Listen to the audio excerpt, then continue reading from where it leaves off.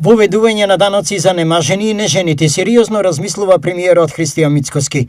Ова меѓу другото денеска тој го изјави во своето обраќање, констатирајќи дека алармантни се подотоците во кои се поголем е процентот на почините од родени и обвини дека проблемот со слабиот наталитет не е соодветно третиран од претходните влади.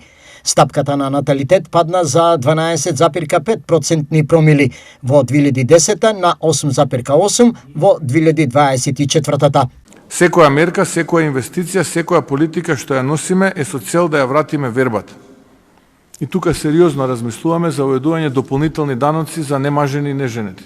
Иако не прецизираше точно што ќе значи ова, односно од која возраст одредено лице без склучен брак би плаќал данок, тој рече дека се повеќе луѓе живеат сами и се помалку стапуваат во брак, а со тоа и се помалку деца се раѓаат. Затоа нема ништо посвето од животот.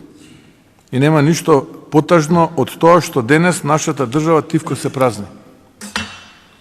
Но исто така, нема ништо похрабро од народ што се буди.